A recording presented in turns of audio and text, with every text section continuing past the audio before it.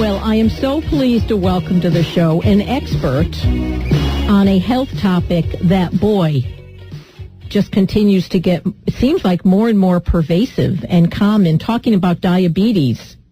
And we just have to stay on top of all of the information as it pertains to diabetes. I'm so pleased to welcome to the show. He is a registered nurse, registered dietitian, and a certified diabetes educator, Miles Everett with Bristol Hospital. Hi, Miles. Miles, are you there? Mary, hi. How are you? Good. How are you? Doing well. Hey, thank you for joining us today. Oh, my pleasure. Certified diabetes educator, as I say, with Bristol Hospital. And I mentioned, Miles, as I was introducing you, it's just unbelievable, the numbers, the statistics of folks in our country who are diagnosed or suffering from diabetes. It's just getting higher and higher. Higher and higher. And I was reading something last night. I think they estimate about 79 million people are pre-diabetic now. So there's this huge tsunami coming of diabetes. When I was at a convention recently, and that was a lot of the talk is that it's so huge, we don't know how the healthcare system is going to handle it, or if there are enough educators, endocrinologists, all of that stuff. I mean, that's just scary. Yeah, it is.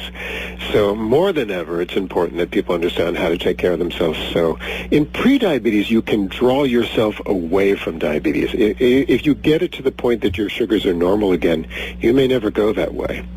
And you can do that with lifestyle and diet changes. And that's the good news in this, I think, Miles, and I'm sure you would agree, in terms of so many of these things we do have control over. Yes, we do. We really do. This wave is coming because of obesity. We have horrible eating habits in this country, don't we, when you come right down to it, the majority of people. Yeah, we really do. You know, I always remember, I guess it was about 3 or 4 years ago, I went to Paris for the first time. I was there for a week, you know, and I was with friends who go to Paris all the time, and they say, oh, you know, there's the Eiffel Tower, there's the Mona Lisa, all this stuff. I was fascinated. I couldn't find anybody overweight. Well, I know I've been to Paris, I've been to Italy as well, and the same is true. And for the most part, the only overweight people there are American tourists. Yes. You know, so it really is. Oh, my goodness. Okay, so let's get right to some specifics. Speaking with Miles Everett from Bristol Hospital, certified diabetes educator, and he's with the Bristol Hospital Center for Diabetes, which is just a remarkable place. So for folks listening, how can they lose weight? Well, the first thing you want to look at is what kind of sweet drinks are you taking in? You know, are you drinking soda, or even are you drinking juice, and how much of it? Those are easy calories to take in, very easy calories. And they add up pretty quickly. They add up pretty quickly, and your body doesn't register that as food. It just registers as liquid. And that, you know, you must hear this all the time, Miles, I'm sure, because I certainly do. People who think, and it breaks my heart when they think this is true and it impacts their children's lives and health, you know, drinking fruit juice, not knowing that some of them are just loaded with sugar. Absolutely loaded with sugar. And the amounts that people are drinking, too. You know, years ago, people drank more milk. They're drinking less and less milk and more sweet drinks. So there's another issue. Children aren't getting the calcium they need for their bones. So we need to make sure that children, that adults are getting calcium, that they're not getting too much sugar, of course. And that really is where someone like you comes in, because I contend, Miles, that an awful lot of people don't really understand their diet. They don't understand nutrition. They don't understand what has sugar in it, what doesn't, what has fat in it, what doesn't. And it's hard to. There's lots of misinformation. There's a new diet that appears on the horizon every 3 seconds, and they'll contradict each other, and it's very, very tricky. And even just going to the grocery store, you practically have to be a chemist to understand what it is you're putting in your mouth. It's very tricky, very tricky. It goes back to whole foods. I used to say, you know, go back in the direction of Adam and Eve. You know, go back to whole foods, your whole grains, your fruits and vegetables. I think it's a combination of what people are eating and what they're not eating. Now, let's talk about going back. Let's go back to the beginning in terms of what causes diabetes and how someone might know if they, in fact, have it. Well, you might have a family predisposition. If someone in your family has it, your grandparents, your mother, your father, an aunt or an uncle, that means it's sort of in you already as a possibility. Then if you become overweight, and really it's the weight around your middle that's the most dangerous, that will push you in the direction of diabetes. Now, for a long time, the only way you can know is if you get your regular lab checkups with your doctor. They'll look at something called fasting glucose. And if that number is over 100, you will have passed into the area they call pre-diabetes.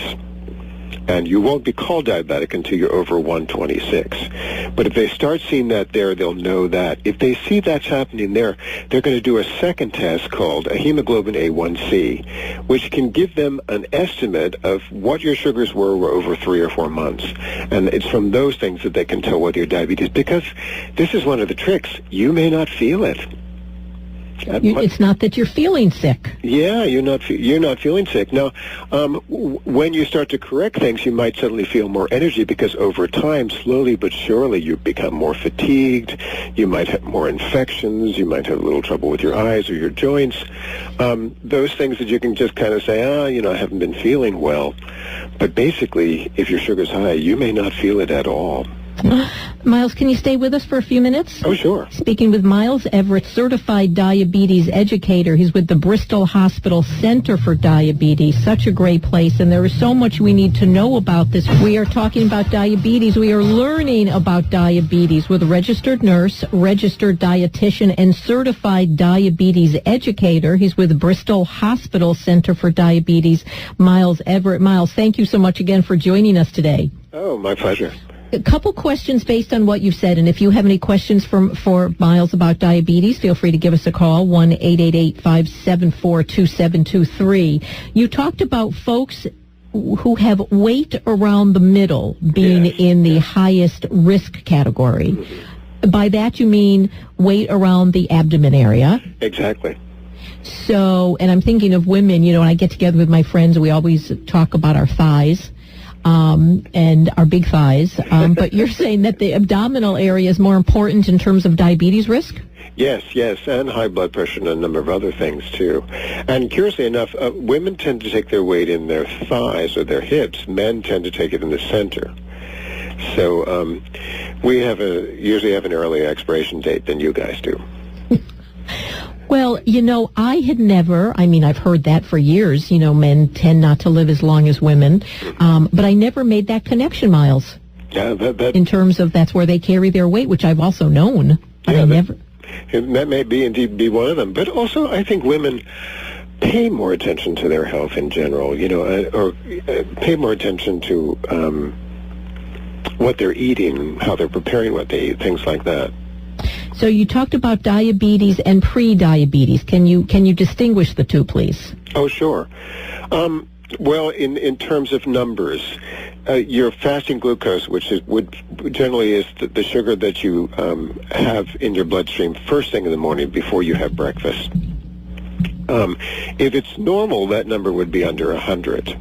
If you're pre-diabetic, that number would be between 100 and 125. Once that number goes up over 126, then they start using the word diabetes. And certain types of diabetes require insulin, some don't.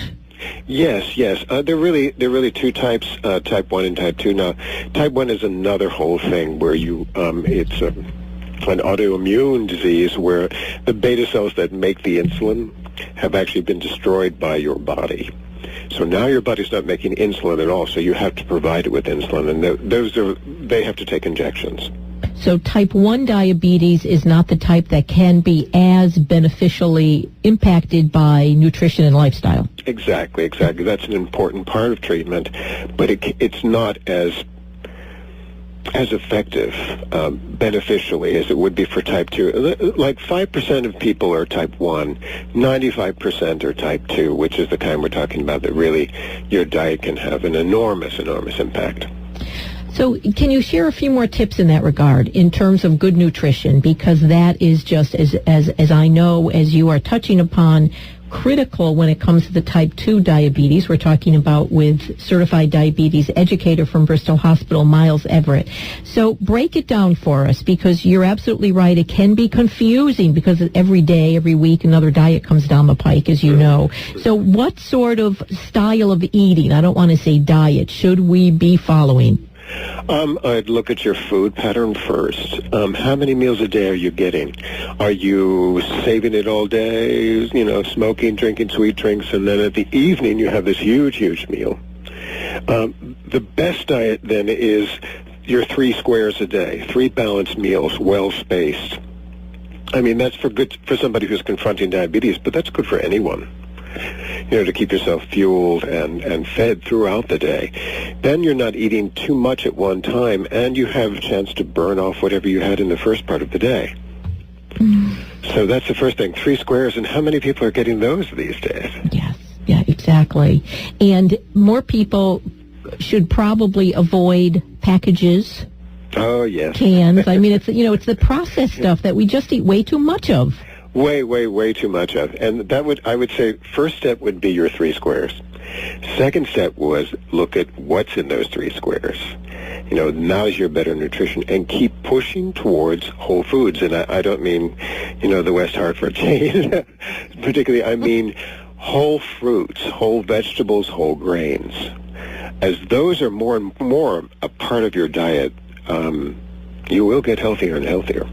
Well, you know what I think, and for so many people, and I'm as guilty as many folks, Miles, in terms of, having to learn this, because we didn't learn growing up in school what good nutrition was, and my mom was a great cook and fed us the way good cooks cooked back in the 50s and early 60s, and there have been some changes. So some of this is new for me as well. But I try to think of food and eating in terms of really feeding my body what it needs. Oh, that's great. Nutritious fuel rather than just stuff that tastes good and I'm hungry. If you make that distinction mentally, you will do a better job of eating. Eating well. It'll be easier. So true, that you're not eating for one organ in your body, your tongue. You're eating for the entire thing. Oh, I like that. I'm going to remember that. You're not eating just for one organ, that being your tongue. I know. Well, you're right, because when I was at a friend's house last night and I ate some ice cream, and I really was kicking myself afterwards, but at the moment, you're right, I was only thinking of my tongue, the way it tasted. It had taken over your body. It had. You brought up another point that I think is really important, and that is, to just look at what you're eating always. Always make that distinction. Is this good for me or is it bad for me? Yes, be mindful about it. Mindfulness, that's really the key. Yes. Miles Everett, thank you so much. Would love to have you come back, because this is it's not just important information. We're talking life-saving information. Oh, yes. Do you remember that old expression, you are what you eat? Yes, I do. I'm old enough to remember that, Miles. It is true. It really is true. Your body is built off of what you put in it. That's right. And then so if it's not doing well, that's truly one of the best things you can do for it. Diet is everything. Can I ask you an unrelated question, since you're a registered dietitian? Oh, sure. Not pertaining to diabetes, but somewhat self-serving, I will admit. What do you feel about juicing, raw vegetables and fruit? That's got to be good for you. Well, there is a group called Rawitarians, that you can't cook anything at all. Yes. And I really, for that group, a lot of dietitians really worry about protein intake, because so much of protein has to be cooked before you can eat it. So are they getting sufficient protein? But as far as juicing goes, I've certainly been through my juicing phases, carrot juice and ginger and apple and all kinds of interesting vegetables. But I remember one time buying a juice and watching all that wonderful fiber come out of the side of the machine. Yes. And realizing that was good too. And I was losing that stuff. But, there was another point you made that I thought is that people don't know how to cook anymore. It's sort of a lost art for a lot of people. No. And why should we have to cook? There's fast food. Yes, yeah, why should we have to cook? And I always remember I was in the hospital one time interviewing a child, and I said, well, what's your favorite vegetable? And he said, French fries. And as I kept asking him, I said, well, what's your second favorite? It was always potato. Mashed potatoes was the second one. Tater tots was the third. There was nothing green, nothing of a green color. No. I only saw green on St. Patrick's Day. So. Oh, my goodness. Miles, thank you so much for joining us today. Would love to have you come back. Miles Everett with Bristol Hospital Center for Diabetes. Their website is bristolhospital.org, and their phone number is 860-940-6300. Miles, thank you so much. Oh, it's been a pleasure, Mary.